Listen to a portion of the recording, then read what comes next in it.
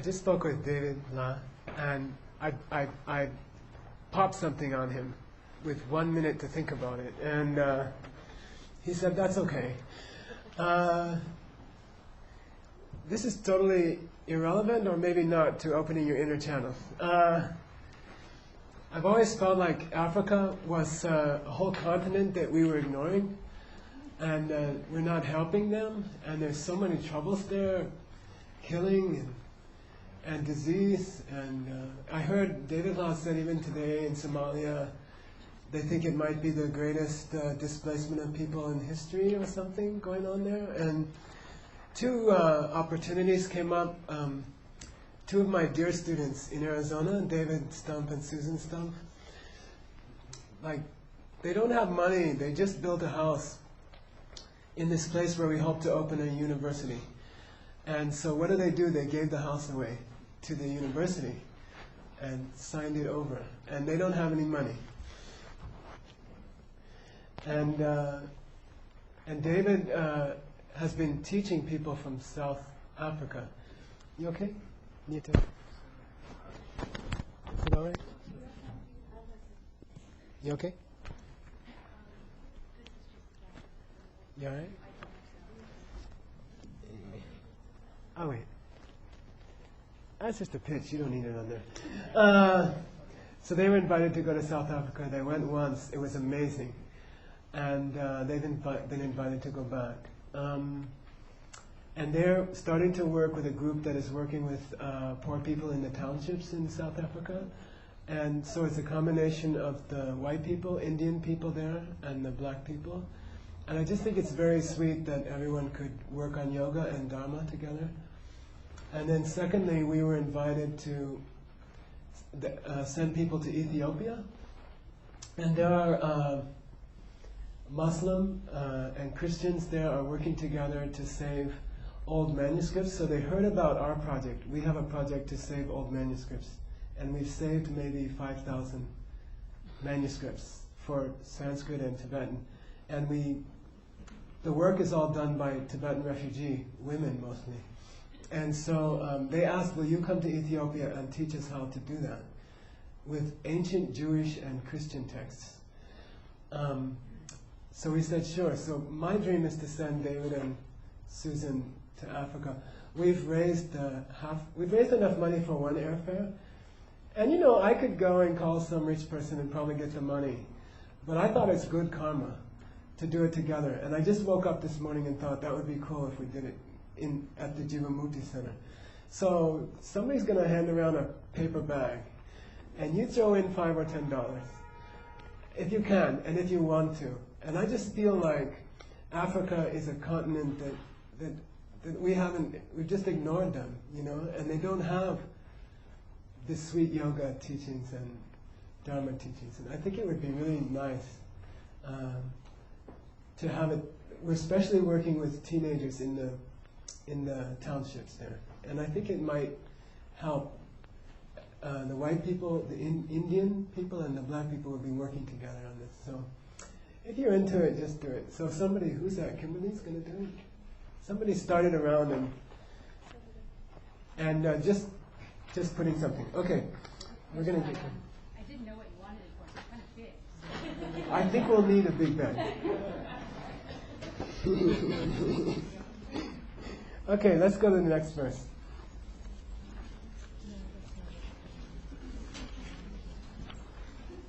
Yes. Okay. It's page 5, right? Am I right? Page 4. Okay, it's called Outer Method. Outer Method. Lady Sharon, up to you. You decide. Okay. Come and sit and do your thing.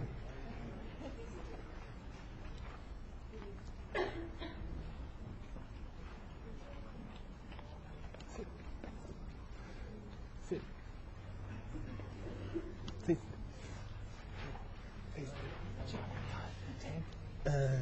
Yeah.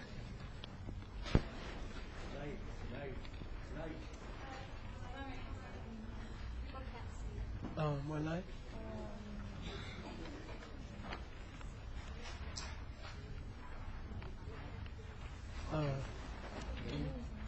Is it possible to turn up the lights a bit? Yeah, more. Yeah. You need to be able to read these. Yeah, that's good.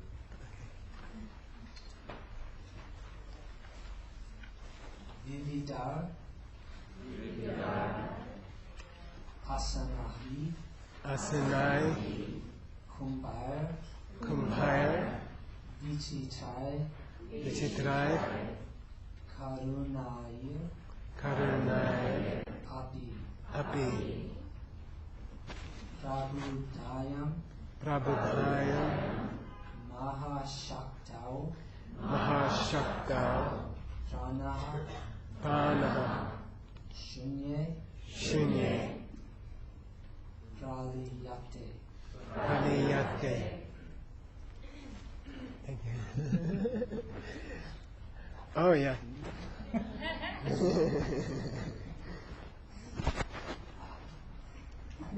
Their various physical postures, the practices of the capsule, and the different treatments as well, all work to awaken the magnificent feminine power. And with this, the inner wind melts into emptiness.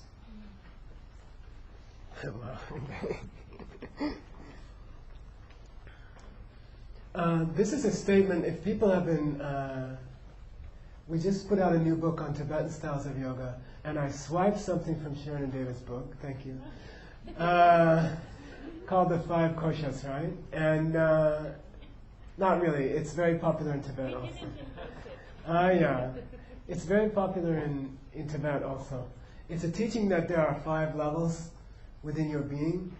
And I like this verse because this verse is talking about going from the outside to the inside. So you start with the level of your body. It says the various physical postures, right?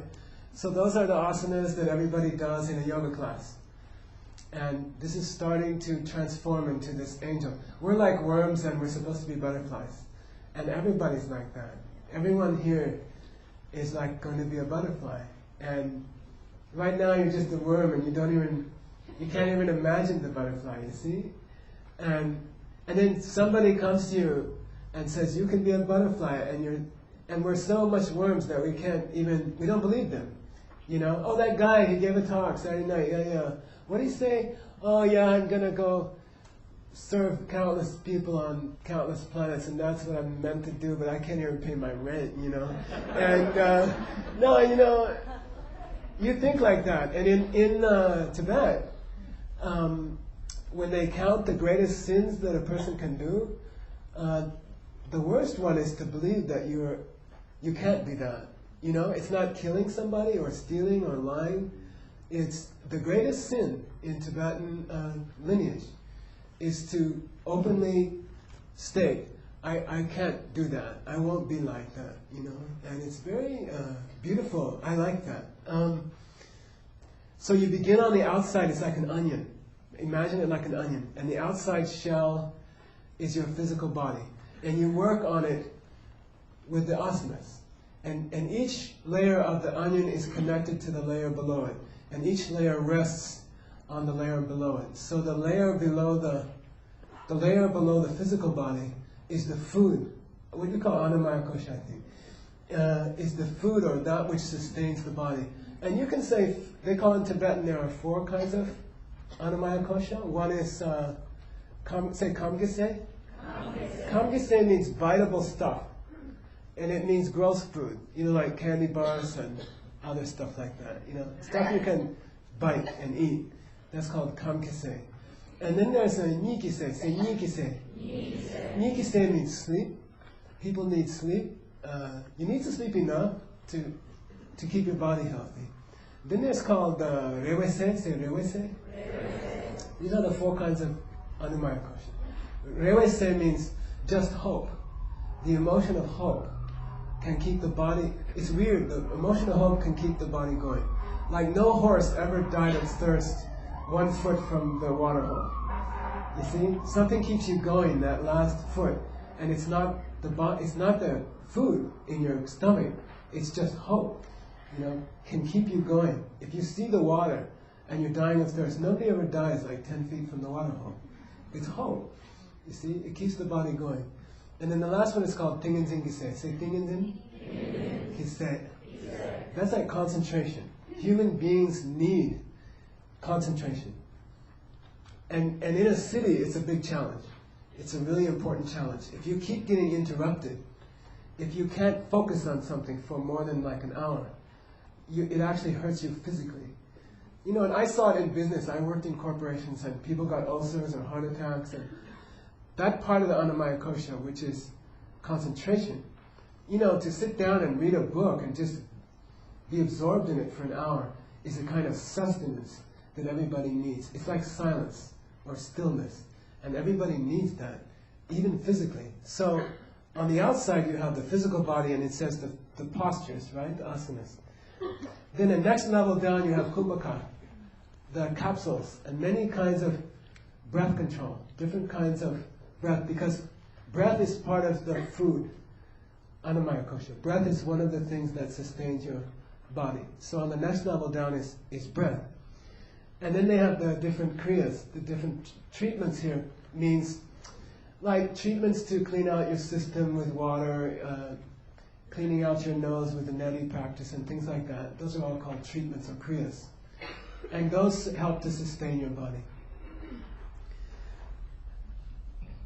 And because you're working on the physical body, and because that's connected to the breath, and the breath is connected to prana, okay? And prana is not breath, but prana and breath are very much related. If your breathing is erratic, then your prana gets erratic. The Yoga Sutra says, Dukkha dhammanasya angame jayatha shvasa prashvasaya vikshepa sahabhuva. If you get distracted or your mind is unsettled, if your thoughts are unsettled, then that changes the prana that's connected to the thoughts in the channels. And then that affects your body. So if you get frightened, for example, your hands will start to shake. You see what I mean? That shows the connection between these levels. The mind, the thoughts in the channels are linked to the prana.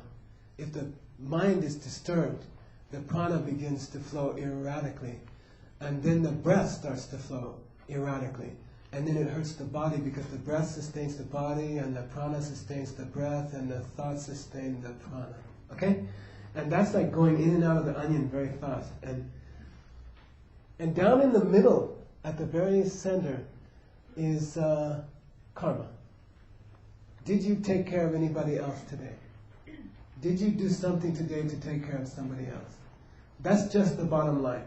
That's the center of the onion, you know? Did you take care of somebody else? Because if you do, then your thoughts will be smooth, and that'll make your prana smooth, and that'll make your breath smooth, and that'll make your body smooth. And if your body's smooth, then your breath will be smooth, and the prana will flow well, and your thoughts will be sweet. Get it?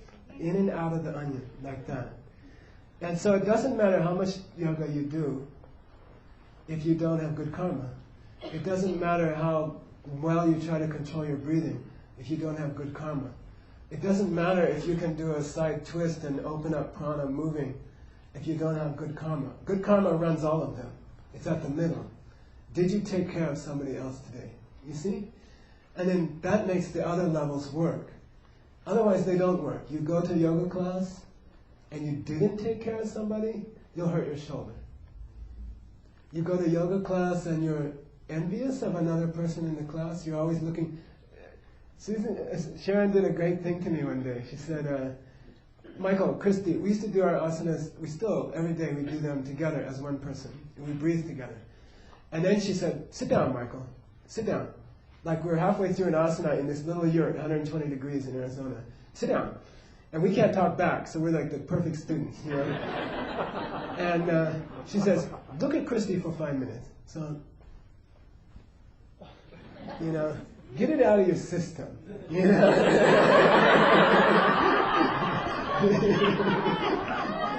Because every time I do Paschimottanasana, I'm like, she's already holding her soul. Oh God.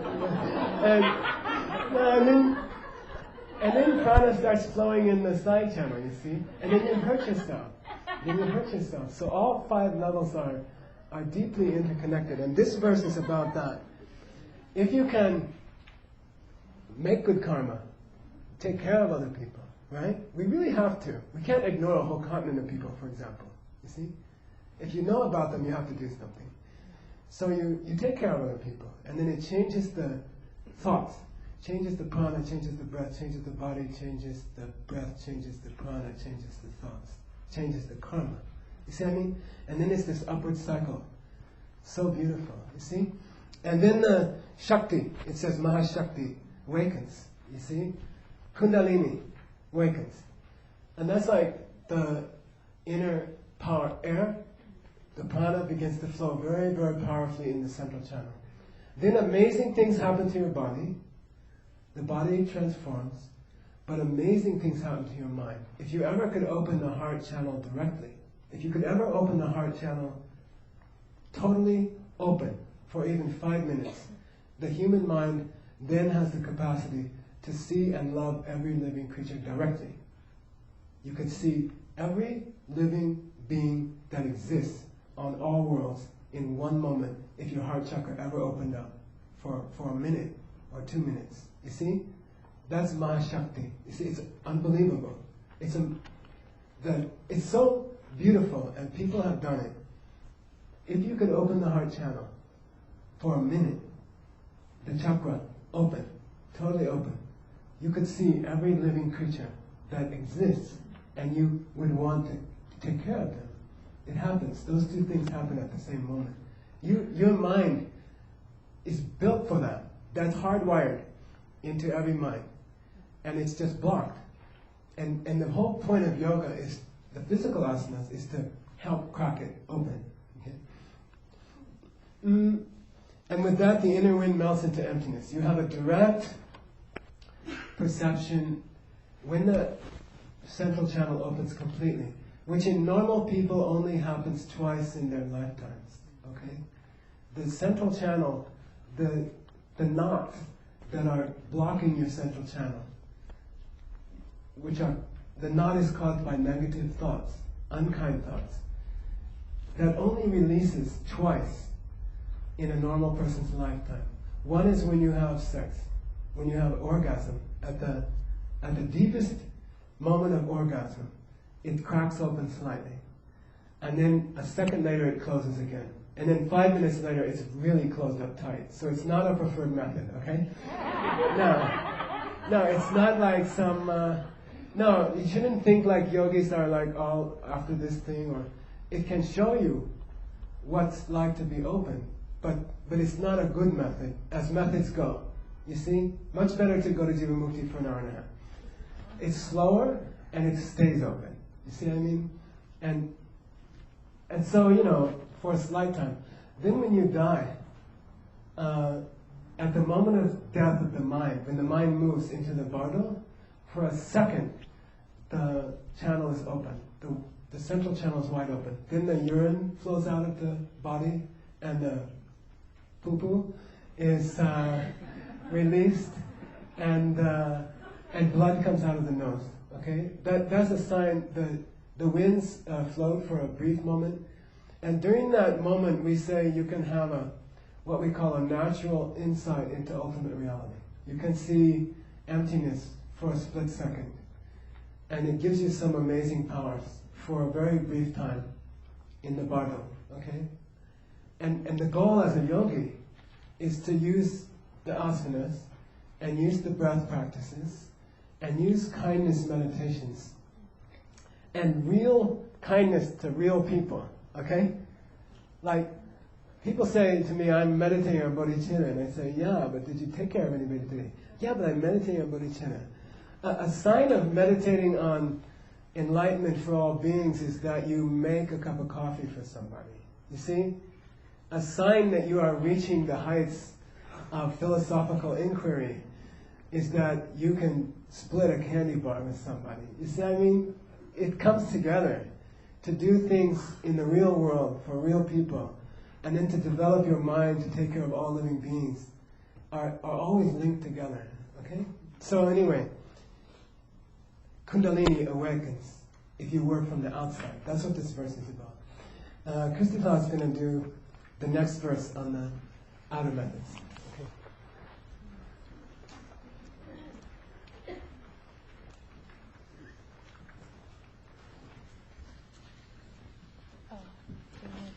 I think we need someone to read it first. Yeah, sure. Sadie, Ruth, will you read the verse? You have to come up here. Oh, here? I think they like it. Oh. You want like that? Yeah? Okay. You know, you're strangling me.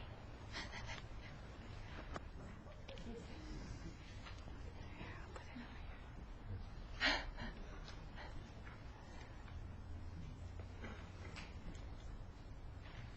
over here. Surya Chandra Masao Dataha Kalam Ratrim Divat Makam. Surya Chandra Masao Data Kalam Ratrim Divat Makam Bhoptri Sushumna Kalasya Guyam Etad Udahirtam. Bhoptri Sushumna Kalasya Guhyame Tad Udahartam. I will explain this secret of time. Time is held by the sun and the moon, making it into night and day, but time is devoured by the central one.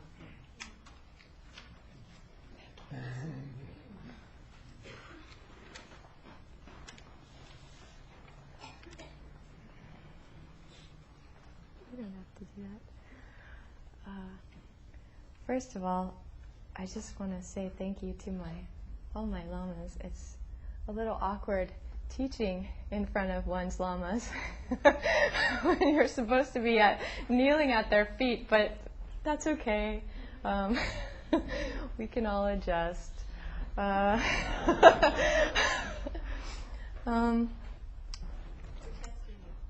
know, they're always testing me, giving me opportunities to learn and grow. So, the first thing that's interesting about this line is the last part, which is Guhyam etad udahartam, which is I'm going to tell you a secret, and this is really interesting to me because Geshela was just talking about the lineage of the Tibetan yoga being so secret, and here we see it in an Indian sutra that yoga was also secret in the olden days, before the rise of American yoga studios. It was secret, and it was precious, and it was held in very high regard and sacred, So what is the secret that Swatma Rama is telling us? He says, Surya Chandram Masadata Kalam Ratrim Divadmakam. The two times of night and day are held by the sun and the moon. Meaning, when it's, the sun makes it day and the moon makes it night, right? And we all know that. So what's the big secret? Actually, all of you probably know that this is just a code word that Swatma Rama uses for the channels, right? The two side channels. There's a central channel, and the reason we know he's speaking in code is because on the third line he mentions the central channel, the Sushumna, right? So the central channel starts here, and it goes, down your spine, all the way down to your perineum, right? And then there's two side channels that go next to it, and one is called the Surya channel, or the channel of the sun, right? And it's in the right side. And it's also called the Pingala Nadi. And in Tibetan, it's called the Roma, or the channel of taste. And it kind of goes alongside the central channel. And at certain crucial points of the body, it links around, it wraps around like, it would twist around like this, like one whole twist. And then it would keep running down along the side again. And then there's the Chandra Nadi on the left. And that does the same thing. It runs alongside of the central channel. And then at certain crucial points, it loops around the central channel and then keeps running down the same side of the body. And Geshela talked about this earlier, how the left and right channels, these two crucial channels, are really what make us feel all the negative things that we have to feel. The left-hand channel is all of our negative, wanting thoughts. I want this instead of somebody else, and I'm going to go hurt someone else to get it. Those kind of tendencies in us to not care about other people and want things for ourselves run on the left side. And then those kind of tendencies in ourselves for anger or violence towards others runs on the right side, the right channel. And the interesting thing here is Swatmarama is talking about a certain very holy thing in the Tibetan text, which is that the channels on the inside of our body mirror everything that we see in the outside world. So if we have screwed up channels inside, we're going to see the world as screwed up and twisted and tied together. If we have a lot of prana running through our right-hand channel, we're going to see a lot of violence in our world. And the only reason that anyone would ever see violence in their world is because of your own body and your own channels. But that is so profound because that means we have complete control and complete responsibility to fix it. We have the capacity to make this world a perfect place by working on our own inner body, by rooting out the violence and the anger in ourselves, or the other side, the selfishness in ourselves. So the Surya Nadi is what's responsible for us seeing daytime, and the Chandra Nadi is what's responsible for us seeing nighttime. And that's just an example he gives of how the entire world is formulated around our own body. And then he says in the crucial part of the first part of the second line, right? Bhoktri Sushumna Kalasya. Kala, we discussed before, it means time, right? But it's also a synonym for death. And the Sushumna, the central channel, devours death. It destroys the fact that we are getting old and that we're dying, and that everything that we love eventually gets ripped away from us, and that our world is falling apart, and things are going from order into chaos. And all these cycles that we see that are negative cycles, they're all coming from here. They're all coming from the degeneration of our own bodies and our own channels. And if we could get the prana from running in the two side channels into the central channel, everything would change.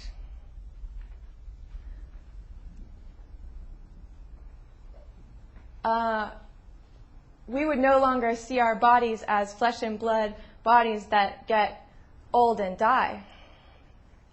We would see them as light bodies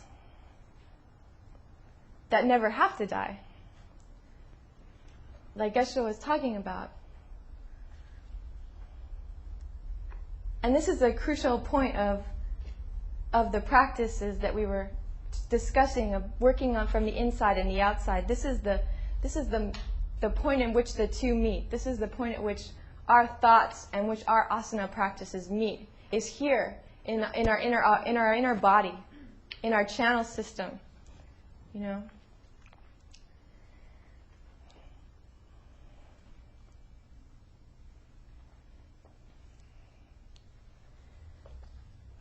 I think we'll go on to the next verse.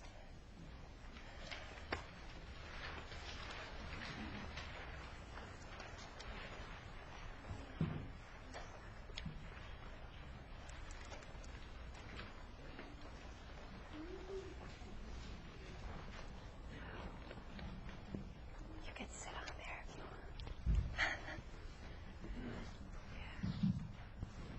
want. Va saptati Saptati sahasrani nadi Sahasrani Nadi varani panjare Varani Panjare shushumna shambhavi Sushumna Shambhavi shaktihi Shakti sheshas Sheshas deva Tveva nirartakaha. Nirataka. Inside this skeleton of ours lie 72,000 channel openings. The central one is the power of Shiva. All the rest serve as no purpose.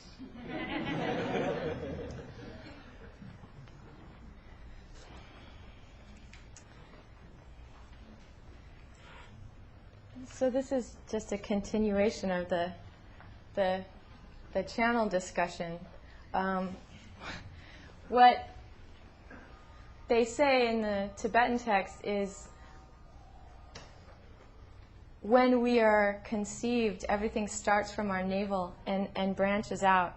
And the central channel is formed, and the two side channels are formed. And then all these other channels form off of that, like little branches of a tree or something like that. And eventually we get 72,000 channels running through this body. And none of them are very important, you know. All of them are screwed up. All of them are causing us to see the world in a mistaken way. You know, they're just like partners of those two evil side channels that we have. You know, they're just little messengers of them. And the idea is to do the laya, you know, to dissolve everything from the outside into the central channel, because those are the only pure thoughts that we have. Those are the only sattvic thoughts that we have, is running, you know, straight through here.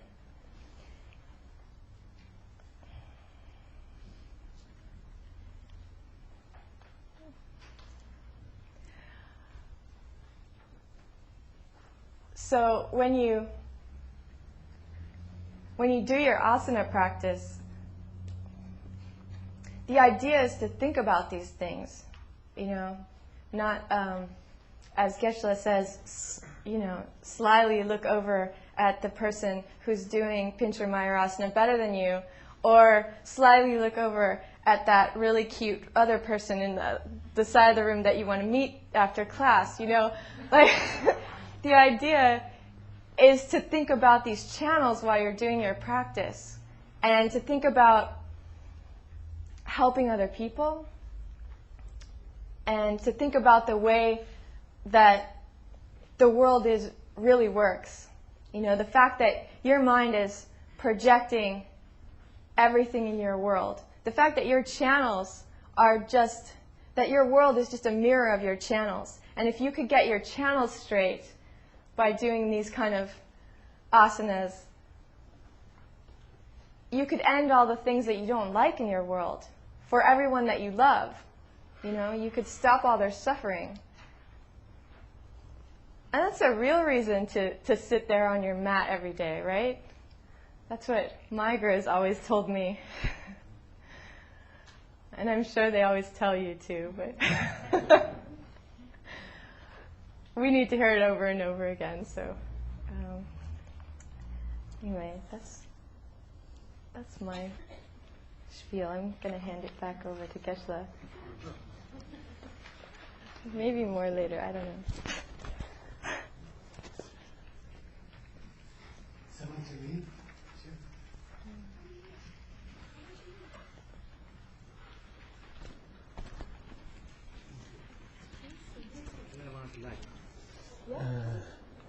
Oh, yeah. Right here.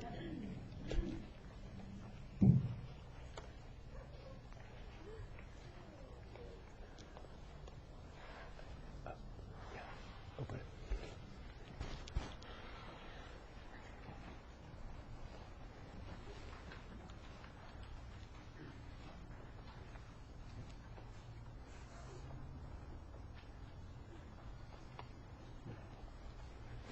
Sarvya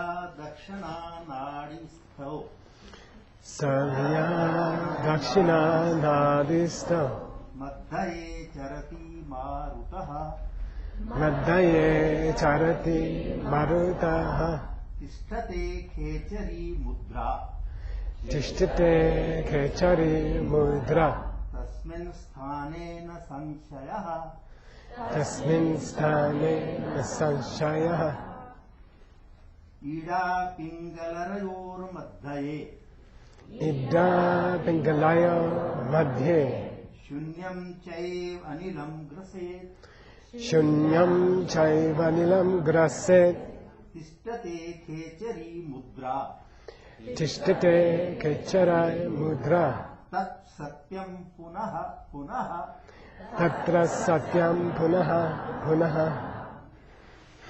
Suppose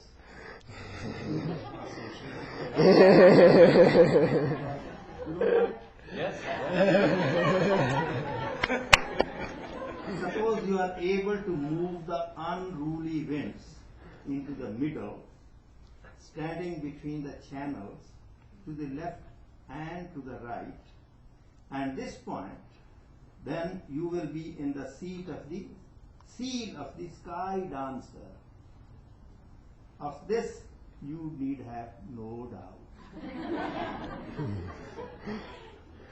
Take emptiness and hold it, dharana shakti, along with the wind in the middle between the milky and the rusty channels. Then you will be in the seal of the sky dancer. This is true, more true than true.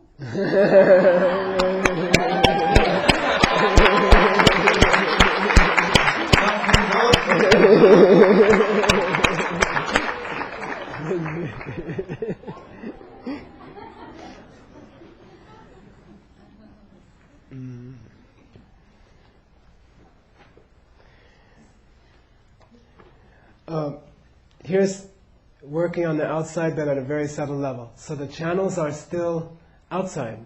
You see, we're still working on the physical body. Haven't reached mind yet. So we're still on the outside, working from the outside to the inside. Gross physical level is asanas. Less gross is pranayama. Then we're working with the prana in the channels. And so here we're just about to reach the inner methods. Like we're down to the prana now. And I threw in this verse as a tantalizer for my dear students. Okay? Those of you who know the Kachari practice. Okay? So Dakwa Kache in Tibetan, Kachari in Sanskrit, Vajrayogini practice. Okay? And that was the main practice that Naropa was teaching. He taught two great lineages. One is first level Tantra, which is Vajrayogini practice, called Kachari. And then second level Tantra Yoga. And both of them combine in this sacred book. So it's just an amazing book. The book is unbelievable, very sweet, holy, sacred lineage of the practices that we have been so lucky to learn from our Tibetan teachers. Okay? So this is just a taste of what's to come. This one verse is very sweet about what does Kachari mean. You see, say Kachari? Kachari. It comes from two words, ka and char. Ka means space, like empty space. And then char means to move like the word car or the word chariot come from char. Okay? And sky comes from ka. In the Indo-European it was ske. Okay? So, kechari means to move in the sky or to dance in the sky. There's sometimes in Tibetan they call it sky dancer, kachu, dapa kachu, right? So what does it mean to move in the sky? This means you work on your inner channels. If you wanted to, for example, the Pingala, what they call a rusty channel here, and pink comes from the same word, okay? What they call a rust channel in Tibetan, they call Roma, or the Marma, the red colored channel, or the rust colored channel, running down the right. By the way, this is a holy asana thing, I'll teach you. Big thing in Tibet. I didn't hear it much in the Indian systems, modern Indian systems, but the Pingala comes down here, crosses the central channel, Sushumna, comes back to the right side, and then, whereas the Sushumna terminates here, at the, what they call third eye or bhuvao, right? Minsam in Tibetan. The Pingala continues down the side of your nose down to about here, you see? And then the Ida, the milky channel, the white colored channel, comes down the left side and then crosses over and then comes down to the left side of your nose. So if you want to take pressure off this particular chakra, ajna, right? Chakra. What's the best way? I'm not kidding. I'm not kidding. That's why you smile. And it's a big asana practice. In Tibet, it's a very serious practice to keep smiling. Okay, even if you don't feel so good, keep smiling. And then the opposite is a frown, which puts pressure on here. You see, and those are just a reflection of what's really happening inside. You see, so very good to keep smiling. You see, it's very good for loosening up these channels. Then when these two channels loosen, then more prana can run in the central channel. You see? What happens if more prana is running in the central channel? Kachari happens. Kachari. Sky dancer. Then you can dance in the sky. And sky is just another word for emptiness, for shunyata. I think he even mentioned it here, right? Yeah, shunyam, he says. He calls it shunyam. You see? Where's that? You know emptiness now, right? No, you know, and there's no better example. Somebody gets up and says, meditate on emptiness, close your eyes and think about black. You just tell them, oh, that's the old wrong idea, I know that's wrong. And then they say, well, try to think about nothing. No, that's not emptiness. Well, how about nothing matters? You can do good deeds or bad deeds. No, I know that. Don't pull that one on me, I know that one. Well, what does emptiness mean? You gotta find a pen. Okay? Everybody has a pen, right? In the old days they used a water jug because it was in every room. Everybody had because there wasn't any faucets. But anyway, you hold it up and you say, is this a pen or is this something to chew on? And the answer is? Neither. You can say neither, right? By itself. And that's emptiness. That's all. That's all. So tonight, you planted a samskara. You planted a very holy seed in your mind. Somebody got up and talked about what emptiness really means. Okay? Then when that seed grows and grows and grows and grows, and especially if you can take pressure off your central channel. Really. If you can take pressure off your central channel. I mean, David and Sharon were always telling me in some asana, I'm like, always in Sarvangasana, Sharon's like, Kishi Michael, stop frowning, it's okay. And I'm like, okay. And no, you gotta take the pressure off these two side channels, right? And then if you do it well, and that's the purpose of this asanas, right? If you can do them correctly with such great teachers, holy teachers, who know it well from a real lineage, then wisdom starts to flow in the central channel. Because the thoughts are what? They're linked to the prana. The prana, you can either run you see, who runs a horse? Who tells a horse which way to go? The rider, right? But what if the horse decides to turn left? The rider has to go. You see what I mean? It's a symbiotic relationship. You see what I mean? So you can take advantage of that connection. That's the whole point of inner and outer method. That's the whole reason why monks start to do yoga after they finish their inner training, you see? Because you can take advantage of that method. The thoughts are riding on the prana. So if you can direct the horse to the central channel, the thoughts have to go there. You see? If you do a twist the right way, and then granthi is loosened, and prana runs into the middle channel, your thoughts have to get sweet. They don't have a choice. If the horse turns left, the rider goes left. You see? It's so powerful. That's the whole key to yoga, that connection. Or you can work from the inside. If the rider pulls the reins to the left, then the horse, if you're thinking about kindness, as you do your asanas, then the wind, the prana must come into the central channel.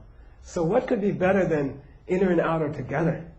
You see? As you do your asana, and think about kindness. Think about taking care of somebody. And the Tibetan forms of asana are that. You do this actual pranayama. It's a kindness pranayama. And you do it as you're doing your asanas. Then the horse is turning left, and the guy is turning left. In symphony, what do you call it? Sync. Well, anyway. Totally together, right? Just they're both decide to move left at the same time. And then they flow into the central channel. The most powerful thought you can have, two, really. One is you see the painting directly. 100% directly. And then the heart channel opens up 100%. And because of that, you can see all the creatures that you will serve on countless planets. And your mind can do that, you see? It's just, I don't know. There's a tiny block in the way. And as you do your asanas and your meditations, you have to remove that block. And then your mind is 100% totally capable of seeing every living creature in the world and loving them as you love your mother or your child. You have that capacity. There's a small block. It's a small, these channels crossing. And if you remove that through asana practice, through proper asana practice, and then developing care for others, you change. You go back to the way you were meant to be. You see, it's so cool, that connection, and that's kechari. That's dancing in the sky. It's so beautiful. You see, dancing in the sky of emptiness, in a light body. You see, and you will do that, and that's the real meaning of kechari. And this is more true than true. Okay. You do these two, will you? You do these two? You mind? Okay. Hang on a second.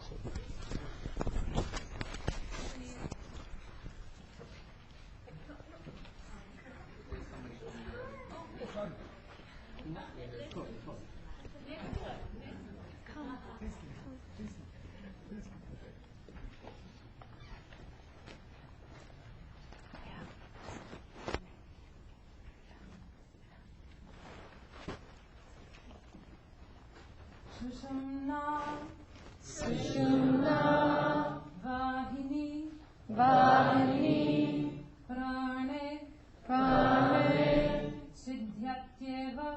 Siddhyatyeva Manonmani Anyatha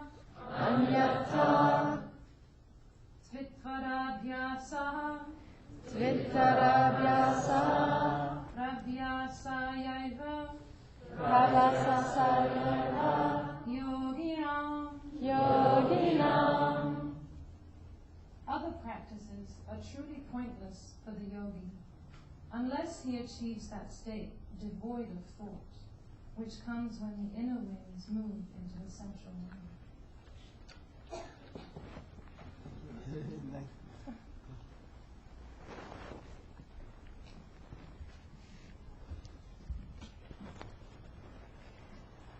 So this is talking about all of our practices, and and why we do them, right? And what our intention is to do them. If our intention is not to get the winds into the central channel so that we can experience ultimate reality directly and thus really be of benefit to other people and really be able to teach them something, then what we're doing is really wasting our time. If we're just learning our asanas so that we can impress the people next to us, or, you know, in my case, memorizing Sanskrit so that I look more smart to other people, or you know, I mean, if my intention is not to really connect with my central channel and really go for the biggest goal, you know, go for the highest goal. If my mind is not on that, then the results I'm going to get from it are piddly little nothings that are just going to waste away, you know. It's like, no, it's you know, you get a few moments of satisfaction seeing someone look at you and, wow, that's a really nice asana you're doing, you know. And then it's gone, and then you're just getting older, and then you're getting more pain in your life, and it's harder to do asana practice, and then you haven't served anyone really, you haven't really helped anyone, you haven't really benefited other people. But if you do have that intention in your mind, then every single thing that you do during your day can be a spiritual practice. You know, you don't really even have to go to the yoga studio, although it's beautiful to come here and be with like-minded people, right? Like our sangha. It's nice to get that rejuvenation, you know, seeing other people that have your same noble ideas. But I mean, you could just walk down the street and be doing a sacred practice. You know, if your intention walking down the street is to benefit other beings, you know, if like we have this thing, we have this practice where you just breathe in and out, and as you're breathing in and out, you're giving other people everything they want. And you're taking away all their pain and destroying it inside you, you know, just destroying it. And no one needs to know you're doing it. It's this great secret practice. And that's just riding the subway. You can be doing it, you know, with the guy across from you who's really exhausted from a long day of hard work. And I think that's what this verse is talking about, you know, that we really need to question what we're doing with our minds during the day and with our practices, because there's a saying in the Tibetan scriptures, don't turn the holy Dharma into the devil. Which is like, you could be doing these really good-looking things, you know, like I'm meditating, I'm doing my asanas, I'm studying scripture, I'm even teaching. But in your mind, it's all for some lower intention. It's all to benefit me, you know, and not somebody else. But on the other hand, you could be sweeping the floor and be like the most holy, radiant person, you know. And this voice, I think this verse is just a precautionary tale, reminding us to look within our own hearts and check every once in a while, you know, do I really have the intention that I want to have when I do my practices? Am I really focused on the ultimate goal of really helping other people and destroying the pain in this world that's so unbearable for me and everybody else, you know? And if that is the intention, then the inner winds will move into the central channel. And you will get that state of manon mani, which is another word for samadhi, which is another word for Raja Yoga, which is another word for ultimate reality, seeing emptiness directly. We will get there if we have this pure intention in our practices. Next verse. I think this is yours. Yeah.